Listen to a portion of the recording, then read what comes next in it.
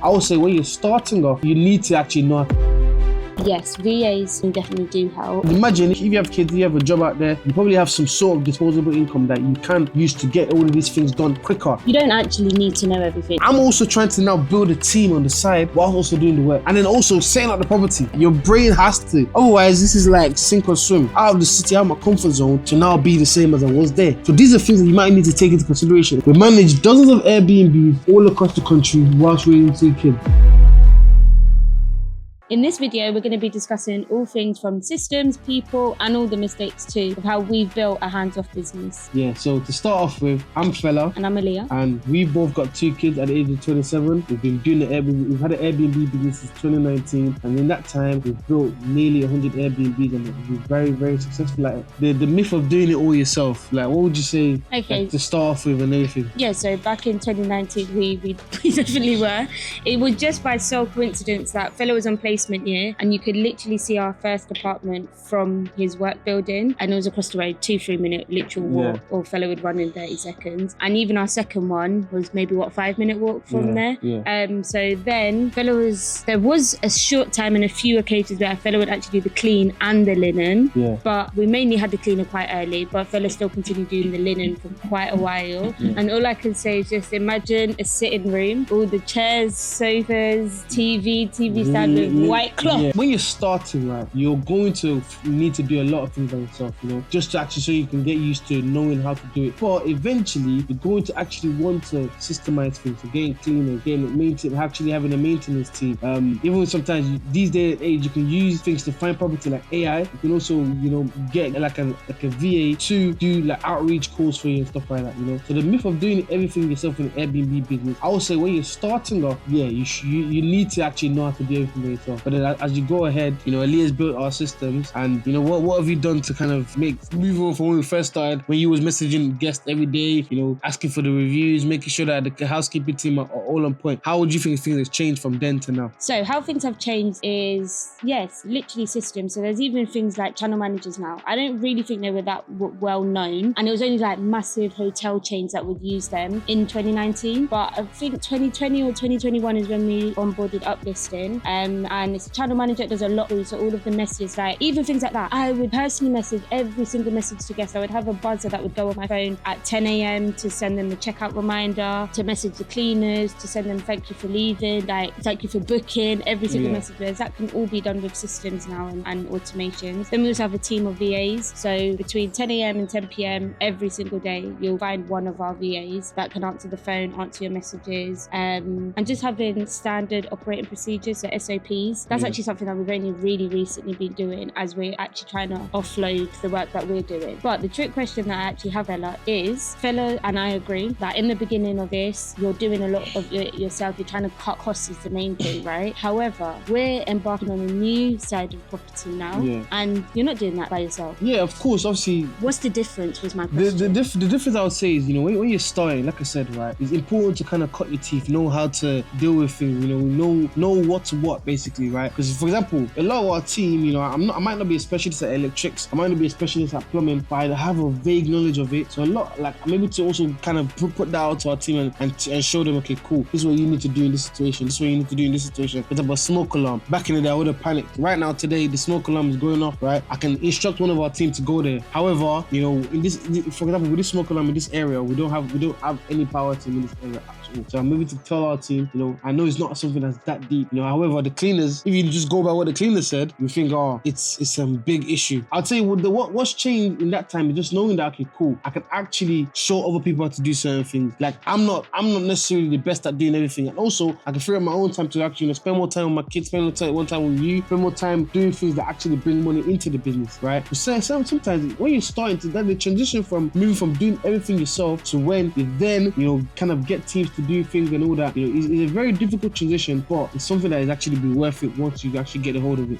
If I had to say to you one key buzzword, what is the difference between 2019 Fella and now Fella? Why you're getting a lot of help? Just having the experts do what they do best. Yeah, but why couldn't you have done that in 2019? Why didn't you get a sourcer to get our first Airbnb? Because I didn't have the money to do that. Exactly. You know what I'm saying? So that's what I'm trying to get to. Okay. Is also money. So we're talking about 21-year-olds starting in the industry. However, if you're you're, I don't know, maybe 35, well established, you've got money behind you, you might not actually need to learn everything. Do you see what I mean? You might be in more of a position where it's like, listen, here's 10 grand, source the property for me, put the month's rent down, put the deposit down, furnish it for me, do everything. I just want to see the £1,000 a month roll in or whatever. Do you see what I mean? That's what I'm also trying to allude to, because you don't actually need to know everything. How many investors and clients do we have that they don't know the ins and outs, but they'll pay the sourcing, they'll have the money basically to back them. Yeah, it's true. You know, at the start, you might not have the wealth to do a lot of these things, but obviously, the way I see it, the more you go more in your journey, the more you acquire more knowledge, you also acquire more wealth, which allows you to be able to do other things and like just maybe not you not necessarily doing it. Back in the day, I would have wanted to do a lot of things myself, simply because like, yeah, it's true money. I didn't want to spend £100 with a plumber here, but nowadays, £100 to this plumber is worth the time that it's going to take me to try and learn how to do that thing, to try and just go to the property, maybe the guests be pissed off, you know, things like that. That £100 is just worth me just paying it out. But at the start, it wasn't, you know what I'm saying? So yeah, I guess it's relative. Obviously, for us to be able to raise a family, actually have more free time to spend with our 2 young kids, stuff like that, there's things that had to change from the start. Because if we run our business today, the way we run it at the start, it wouldn't. Well, we live hours away now. Exactly, from a lot of our property. And the business probably just wouldn't work. It would probably be failing. Well, it was failing like literally when we first moved from Birmingham to where we are now, right? So what would you say, like, the main thing that changed? So actually having people on board, that is your main priority. No matter what's happening, if I've set you a task to get done this week, guests need to be replied to, the phone needs to be answered. Yeah. The thing is, right, there are actually a lot of systems now that can reply. Even Airbnb can reply to a lot of messages. Yeah, automated messages. A lot of people are doing that right now. But it's even beyond that. Okay. So it's literally like an AI bot that you can train, so that when people say, what's the Wi-Fi, you'll let the AI bot on Airbnb sort of know, okay, Wi-Fi at this property is stored here, and it will just send that information sort of thing. Okay. So there's a lot of those things. However, guests can pick up on it, and especially in this day and age, you can, when I'm dealing with an AI bot, if I call the bank or this, you know when you're speaking to them, right? Yeah. And it builds a lot of frustration. So yes, VAs definitely do help, and they're actually personable. You can call them. Like even now, if I go through some voicemails and stuff that a lot of the time is like 11 p.m. or midnight or whatever, I can see people saying like, hi, I'm asking for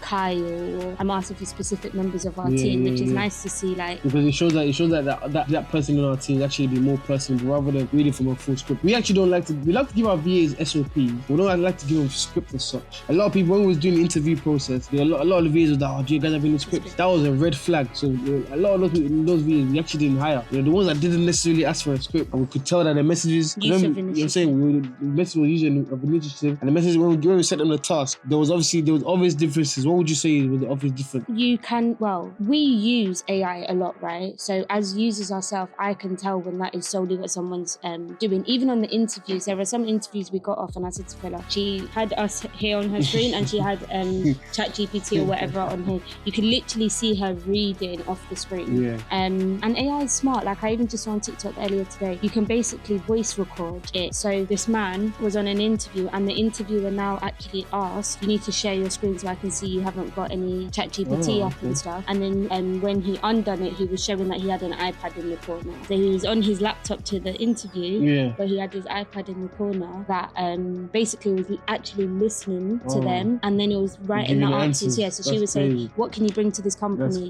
And then the AI was saying, oh, last year your aims were this, and this, and I hope to help you with this, and this. So, but yeah, in general, guest communication and making sure our guests get replied to, whether that's on emails, Instagram DMs, Airbnb, Booking.com, anywhere, WhatsApp, they are being replied to. Yeah. Another system that changed everything is like cleaning and turnaround, like housekeeping, maintenance, like painting, stuff like that, right? Now that's more my side of things. Obviously, you deal with cleaning side, I deal with like more the maintenance. How this has changed, you know, like I said, when we was in Birmingham, I would do a lot of these things myself, the painting, and okay, maybe not the cleaning. The cleaning was something that we actually got basically hands off quite early. We passed it on to the expert, because at the end of the day, I don't want to spend hours cleaning the property when there are actually people that do it out there are better than me, way better than me out there that can do it, and also at a good price, right? So cleaning was something that, you know, like I said before, it made me, when I was doing it at the start, it made me hate it, but I just had to give that up. But maintenance was something that when we first started, I was doing a lot of it myself, and then the moment we got like 6, 7, 8, 10 properties, trying to do maintenance everywhere by myself just wasn't working. Even though we had VAs, by that time we had VAs like that would reply to guests, but maybe I'll go to one property in this end of Birmingham, and I'll go to another one in this end of Birmingham. I was wasting petrol, wasting time, wasting a lot of times where I'll go to the property, I won't even know what to do, so I'll be there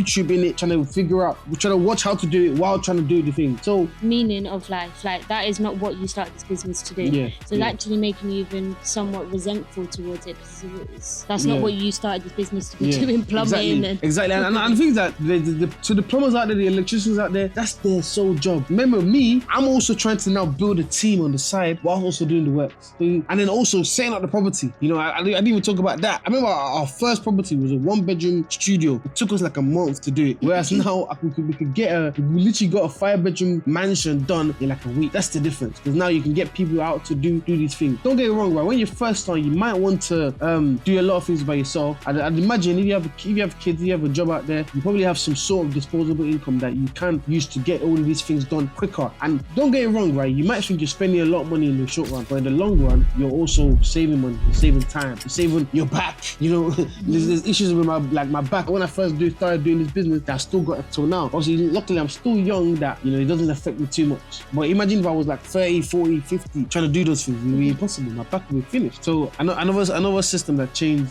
things and allowed us to spend more time with the family was stuff like remote checking. You know, we actually did this pretty much quickly, straight away. We knew about keyless from the start. We never done a person checking. But I remember before, I think it was you that found out about keyless. Yeah. Before we started, I was thinking, okay, we have to give keys. And obviously, we've been on holiday. We've been to Italy when the guy had to come and check us in. You know, I can't imagine, you know, sometimes guests want to check in at random times. Well, we were like 11 p.m. that day. Yeah, exactly. And he still had to come and actually show us around the property. I would say that is a system that, you know, if your VAs are not necessarily personable, that might be a system to actually go and give people keys, or get someone to go give your guest keys to check them in, to show them around the property, just so that you can still get the good review. However, if your VAs are personable, you've managed to train your VAs, or you yourself are a very personal person, and you're actually trying to build this from the ground up with your own bare hands and actually, you know, get good reviews from the get-go, I would say, you know, you don't need to be checking people in. Things like lockboxes, backup lockboxes, key lists. These are things that, you know, you don't need to necessarily be there when your guest wants to check in. Even cameras and like ring doorbells, you can talk to them through that. Yeah,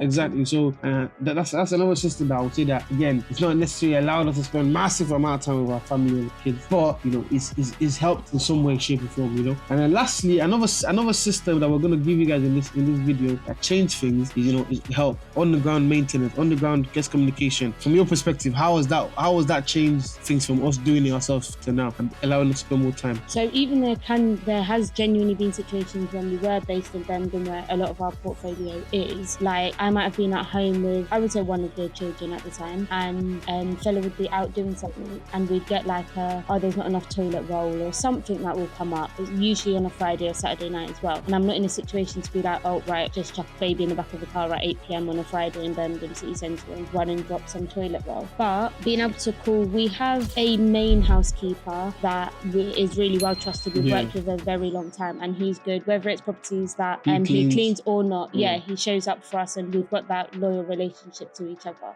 So he's someone that straight away comes to mind. Even today there was something that came up and I was like, fella, can we call him? And like, we trust in him. But it works both ways. I think we scratch his back, we look after him, and likewise with us. And he will look after us. So that's a lot of these things in the property game. These are things that, you know, it's not, you can't write on a book, or people don't necessarily tell you these things. However, having like a handyman that you constantly give jobs, even times when, you know, you can probably get someone else that will do it quicker than this person, you need to also remember, you need to give these people constant jobs. Then number one, they're getting better. Number two, they will actually want to help you moving forward. They will do things that they won't necessarily do for their other clients. So for example, this housekeeper, right, you know, I will just send him on call outs, little jobs here and there, so that he knows that he actually is getting a consistent income from us without him being an employee of our business, right? He's basically an employee, because at the end of the day, when we send him out to do, like for example today, right, we need to do a battery change in the smoke alarm. Like I said, in this neighborhood, in this area where we've got this Airbnb, our power team is basically zero, because it's a very affluent area, and there's barely anyone in that area doing any of these jobs, right? So it's like about an hour away drive from Birmingham, and he's willing to go, you know, and he's going to charge me like £50 when I'm calling different companies to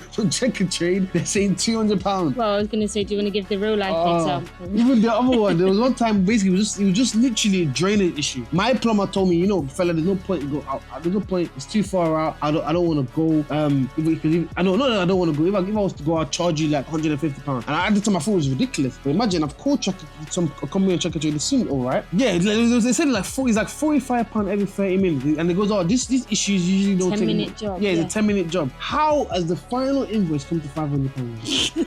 Because now when they get there, it's we're gonna charge you £50 to use the camera to find the issue. Then per 10 minutes. Then it was £45 per person per half an hour. 2 people came to unblock a toilet, so we're paying £90 per half an hour. We're paying £180 an hour. They then said they need to go through every single drain pipe. This is a huge property, by the way. So there is 6 different drains. So they run a camera through that. They said on top of that £180 an hour, we had to pay like another £50 per half an hour for the camera. Yeah. You might have money, or you might just have limited resources you want to give out to build a power team. Be very careful of these check and trade companies, right? When they say to you, when they start saying to you, is this per hour, per 30 minutes, per, just ask them, look, I've got this issue. How much is your call out, and how much is it going to cost to fix? I don't want to know per hour, just ask them straight questions. Get them to answer you straight. And if you agree with it, then go ahead. That's what a mistake that I made, because they kind of swindled me, because they were just saying for £40 per hour, but they didn't ever say per person. They never told me, they told me it's going to take 10 minutes to do this job. I should have just straight said to them,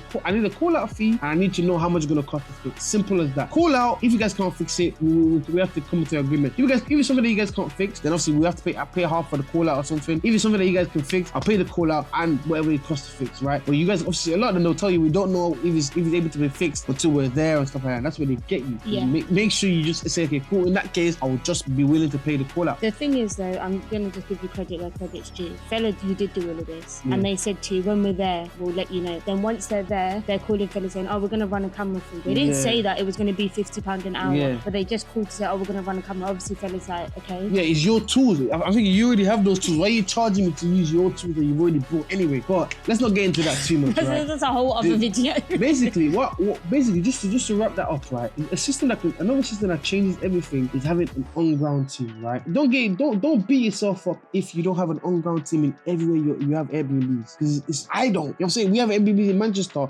I just about have an on-ground team there. Our main base is Birmingham. We definitely have an on-ground team. But like in this neighborhood, right? I would say is Gloucestershire. We don't have an on-ground team, and it's very expensive to find one. So we have to send people from where we have an on-ground team to there. So one main thing is just don't beat yourself up about having an on-ground team straight away. Also, when you're building an on-ground team, try and build for loyalty. Loyalty goes further than building an on-ground team based on money and based on I pay you for this. Build the loyalty first, because when you have the loyalty, you can trust them and they can trust you. Simple as that. And even just little things like with our main housekeeper, he's always my first point of contact, and he knows it. So I'll always offer him the extra income, Exactly. When we get a new property, would you like to clean it? Then he has first refusal. And I let it be known. There's a lot of the times where I'll call him and say, hi, I've got this job, can you do it first while I ask other people? Or I'm waiting for someone else to reply as well, but you're my priority. Just little things so they also know it, and it shows. And the thing is that as well, like don't just always make it about work with them as well, you know? That's true. We do our Christmas presents. Christmas presents. Just checking on them. This is how you build loyalty. I wasn't privy to this, I'll be honest, right? Aaliyah was good at this. I wasn't. I just thought, work,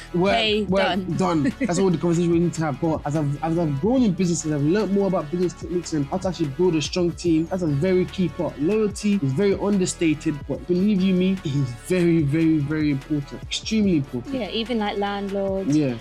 We've been up against like the likes of like Fine & Country, who are one of the biggest luxury property companies in the UK for a property worth millions, and solely Fella's relationship with the landlord is what won that over. Exactly, and that's built through loyalty. How do you find the balance? And first of all, do you think you balance it well? I'd say, I'm not gonna say I'm perfect. It's not like it's in drips and jabs. Sometimes I do. Sometimes I balance it, and I even think to myself, wow, this is me. This is really me. But sometimes it's hard to balance, especially me being like basically the man of the house, right? In terms of my sole job is bring the bread home, bring the bacon and everything, right? That's my job, right? And I can easily play with my kids and get distracted there and not do enough work for the day, right? Or for the week or for the month. And then some weeks I can be too much work focused where then you're now coming up to me, we've not gone on a date in so long, and I'm even feeling bad because I'm feeling like I'm trying to hug my kids and it's either they miss me too too much, or it's like, oh, this guy's just been away for this long. So I'm not gonna lie, I'm not gonna say it's been easy. It's not easy, right? I'm only human. However, I'm trying to systemize them as much things as possible to make spend more time with you and the kids, right? And also the dog as well. Everyone. When we systemize things and things quieten down, some start twitching. No, of course. And then all of a sudden, I go to sleep, I wake up 6 o'clock with the girls. I see half an hour ago, fellas sent me 30 properties on Rightmove. And I'm like, I thought we was having, a bit of a quiet. Okay, I'll be honest, okay, I used to beat myself up about that a lot, but now I actually do it proudly. You know why? Yeah. Because I spoke to one of our landlords I look up to him a lot, right? He's a millionaire, and we went on like a double date with him and his wife, and his wife was literally saying he does the same thing. You say, this month we have too much empties, and I'm looking at this guy. I'm like, this guy, you have nothing to worry about, nothing. But he's worrying about 1 empty, 2 empty properties. So I guess it's when you're an entrepreneur, you have the entrepreneur spirit, and as a man as well, you can't. That's just part of you. You can't. You can't beat it out. You can't. There's nothing that can happen that is gonna make you stop doing that kind of thing. Yeah, but that's what I'm saying to you. So you're not trying to systemize things to spend more time. You're systemizing it to grow more. No, yeah, but then to be able to spend more time. But okay, cool, yeah, okay, I get it. I hear how it sounds. But I'm actually not shading it. Like I actually think we have a way healthier balance now than we did like in Birmingham. Yeah, in Birmingham, obviously, when it was growing, like was really in the growing stage, and really, I'm gonna tell you guys a story about. He was in a lot of debt as well, right? We was in a lot of debt and trying to get out of debt, and guys, I was just tunnel vision. Like, I mean, put it this way, right? When we was going through that, I was literally heavily pregnant with our second, had a 1-year-old at the time, and we were holding viewings for a block that actually helped us a lot, and everyone was like, oh my God, you're huge. Like there was a lot of the ladies, to be fair, that I was showing around. We were like, when are you due? And everyone thought I was joking, but I was literally due that day. It was a Sunday, and I was due that day, and they were like, what are you doing here? I know what fellas like, and everyone thinks, oh my gosh, why did your husband have you out working or whatever? It actually wasn't that. A lot of people clocked we drove separate. Fella didn't think I was coming. Fella had actually already drove there. He was setting up the viewing day and everything. Then I showed up with IVRs because of FOMO. But I think it's a lot better now. We worked, sometimes I'd say almost too much when we was in Birmingham. Yeah, and see, the thing is also, like, when we moved here to our new house, right, I was basically saying, I basically just said to Leah, like, look, I've been saying in Brom, we're going to automate, we're going to systemize, we're going to get teams in place. And we actually did try. We got maintenance, we were paying people maintenance per month and stuff like that, right? But now that I'm physically away, you have to come up with different solutions. You have to. Yeah, like even a situation that's happened today, fella would have gone and fixed it. Yeah, I would have gone and fixed it. If I was close to the area, I would have gone. But because I know I'm so far away, it's not even get creative. Yeah. Your brain has to. Otherwise, this is like sink or swim. And that's why even like this move was pivotal part of our balance in our family and work life. Yeah. Because we actually had to do this to the thing is, right, we still work, we still graft a lot. It's just a whole different type of work. Before, fella would be going and doing, I'm so sorry, but wasteful jobs. There's a lot more value that fella can bring than going and changing a battery in a smoke alarm, right? And instead, his evening today is going to look like he's called agents. He's got loads of viewings lined up for tomorrow and Friday, and preparing for them, doing more research in them, making a pack or something to take to these people.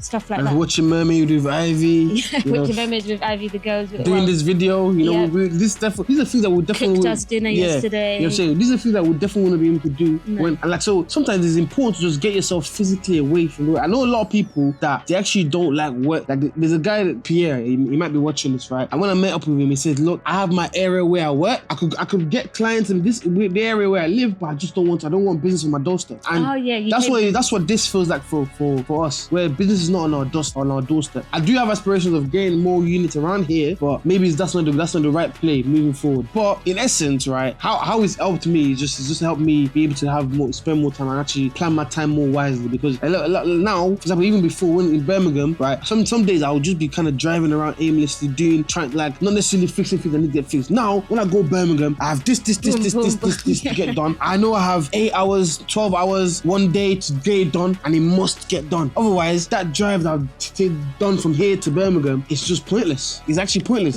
So it's like I can't waste that much time. But it's very easy now when I know I'm living in Birmingham. I'll just go and do it tomorrow. He'll go and meet his friends in in between and all this stuff. So yeah, and also moving as also like I alluded to it, being away from my friends, right? I spent a lot of time with my friends when I was in Birmingham, waste of time. And now I'm not living close to them. We have to plan to go spend more time to chill with each other. We can't just be chilling aimlessly. And again, it helps you grow up. It helps you focus on the right things, right? I've not moved here now out of the city, out of my comfort zone to now be the same as I was there. So these are things that you might need to take into consideration, especially if you're young or have kids, or young and have kids. How would you say it's changed, like helped you or changed you or whatever? I think an important part for me has always been, like, there's so many times where I can go to soft play and stuff like that and people be like, oh, you're on your phone a lot, or they'll tell my friends who they don't realise are my friends, oh, so you're one of those mums that just sits on their phone. So something that was very important to me when our eldest started getting a bit more understanding is when she sees me on my phone, or even Feda, she'll actually tell, like, even my mum, oh, mummy's doing work. Like, things like that I think is important to teach and for the children to understand. I'm not scrolling on TikTok, like I'm in WhatsApp chats, I'm on Trello, I'm like emails, stuff like that. Not having the guilt. When you're doing too much work, having that parental guilt. If you're having too much parent time or being at the farm all day, I feel guilty if I don't come home and work till midnight on the computer and stuff. So also just, reminding, I am just a 27-year-old girl. Do you know what I mean? After a mom, a wife, business owner, like, we are just human. You need to take your Tuesdays and go football. I need to take my time and go get my nails done. Like, just stuff like that. Not knocking yourself too much. I feel like we're both people that are really harsh on ourselves. And like, if we're not waking up at 5 a.m, doing 2 hours of work before the girls wake up, get them ready, do this, got them to nursery, have enough like active time. We don't want our kids watching screen time all day. Put so many things on our shoulders. But sometimes it's like, you know what? Mermaid is actually lit if you just watch it. Watch it with the kids. Peppa Pig, I love Peppa Pig. Peppa Pig is interesting. Or Barbie. So to wrap this video up, right? So what's your advice for anyone starting in Airbnb, especially for people who are watching this? Yeah, probably gonna have kids. They're probably gonna have a job, or they're not the youngest, or they might not have money. What's your advice to people with a family trying to start a business or start Airbnb business? You all have the same 24 hours. You have to put that work in. Like, there is time. You look at your screen time on your phone, and that is the time that you have. Instead of scrolling on everything and telling yourself that, oh, it's just 10 minutes, go and get some stuff done, learn some stuff, watch videos like this, listen to podcasts, educate yourself. Like, there is time. Trust me, you can find it. Even I can find more time. Exactly. And just to caveat to that as well, I'd say, right, don't compare your stage 1 to someone's stage 10. Live yours. Live your life. Don't look at other people's lives. Just have a goal, know where you're going, and have a vision and tunnel vision of how you're getting there. So live yours. Don't look at other people. Don't watch face. Just keep going. Do what you need to do and get it done, man. Live, love, laugh. So that's it. That's the end of the video, guys. I hope you guys enjoyed that video. Like, comment, share, subscribe. You know what I'm saying, to this channel. If you want more content, drop us comments, drop us anything that you feel like, we might have got wrong or mistake, or that you might not agree on. Put it in the comments. We'll reply to every comment. Peace.